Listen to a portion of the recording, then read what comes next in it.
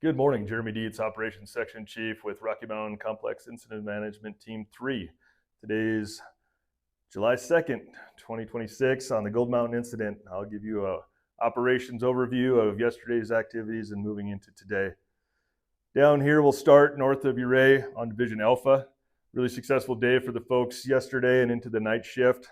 Fire's still checked up high, hasn't moved down to the structures, so we're still protecting our resources, our structures. To reiterate, the 550 corridor, the structures, the transmission lines is still a very big area of concern for us. Topography reasons, it's very steep, rugged, firefighter and public safety, so we're putting our folks where they can be fully successful. So we're doing a lot of structure triage, structure protection there. We're getting a lot of rollout, rocks, vegetation coming down. So we're very cognizant of that Division Alpha area where the resource is at, up towards Lake Lenoir. So we're staying vigilant up there with our resources, ensuring that the structures are in place as we try to find advantageous areas for our firefighters to get in there where the line is presentable. So moving up into Division Bravo, in the Charlie area, there's an area of Cutler Creek, and there's some fire activity up there that we're looking at crews getting inserted, but it's very, very steep, rugged terrain, so we're looking at some options on there, but we continue to do the structure assessment, structure protection, protecting the 550 road. So resources will still be in place on the Division Bravo area moving forward today into the future. Coming into Division Charlie, you'll see some green on the map in this area. We're looking at putting some mechanical line in there with dozers and other resources to figure out how we can bring this fire as it moves north and get in front of it.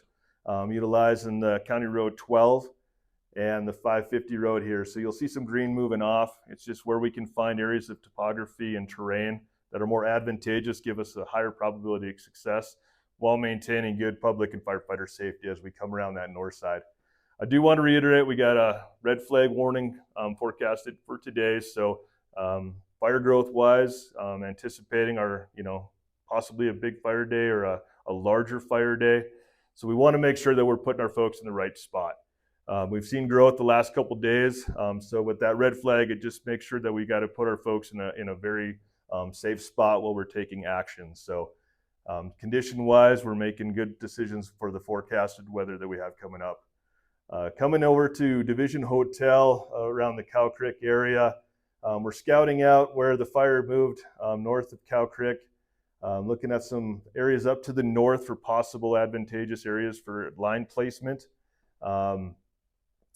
So that'll be our mission today, working on where the fire's at on Hotel and looking out ahead for the next couple of operational periods for off the Cimarron area that we can maybe use some terrain features, some topographic features to tie our lines into. So looking for best places of line placement for our resources to be successful. Popping over into Papa, Division Papa, you'll have Silverjack up here. We're doing a lot of assessment up there for any potential if the fire was to move there. So we're looking at structures up there. We're looking at a lot of the property up there. Also, I'll talk a lot about line placement and where our folks can be successful. This country is very rugged, and we want our folks to be safe. We want the public to be safe. So we're spending our time to try to figure out where we can get a good spot for our folks to be safe as we're working on firefighting this stuff.